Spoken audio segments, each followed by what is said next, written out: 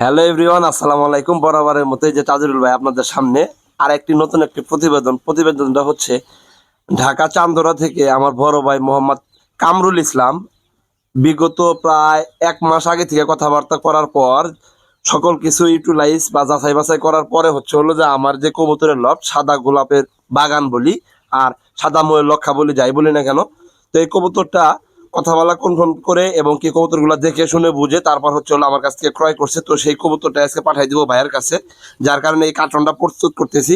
আমার হাতে দেখতেছেন পাটখড়ি।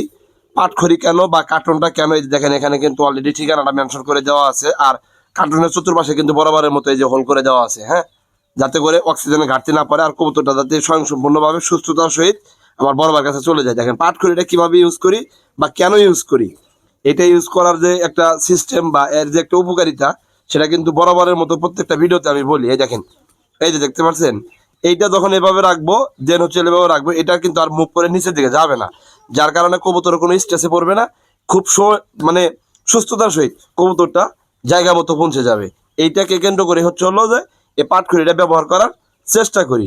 আপনারা যারা যেখান থেকেই কবুতর ক্রয় করতে চান না কেন, অবশ্যই ভালো সুস্থ কবুতর দেখে শুনে বুঝে তারপর কবুতর ক্রয় করার চেষ্টা করবেন।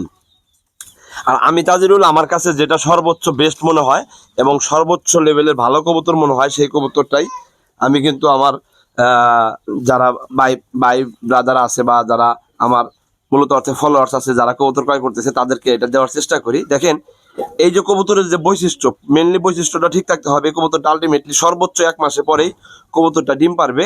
এই ধরনের এক ব্যাচের বাচ্চা আমি ওই বড় ভাইকে দিয়েছি।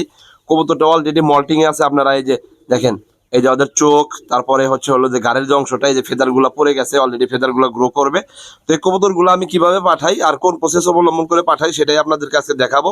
আর তার পূর্বে আর একটা কথা বলে নেই ভাই, যার থেকে যেভাবে কবুতর ক্রয় করেন না কেন, অবশ্যই কবুতরের সুস্থতা, কবুতরের বংশবৃদ্ধি, মানে কবুতরের ব্লাড লাইন দেখে শুনে বুঝে তারপর কবুতর ক্রয় করবেন। তাতে করে আমি মনে করি যে আপনারা কখনোই ঠকবেন না। এই কবুতরগুলো সকালবেলা খাবার দিয়েছিলাম, খাবার খাইয়ে নিছে, যেহেতু ঢাকা চলে যাবে আলটিমেটলি 4-5 ঘন্টার ব্যবধান। এই জন্য দেখেন এখানে স্যালাইনের পানি আছে, হ্যাঁ, তারপরে হলো যে অ্যান্টিবায়োটিক যুক্ত এবং আপনার প্রতিষেধকমূলক যে মেডিসিনগুলো আছে সেগুলো মিশ্রণ করে আমি পানিটা প্রস্তুত করছি, যাতে করে এই কবুতরটা যাইতে কোনো স্ট্রেসে না পড়ে এবং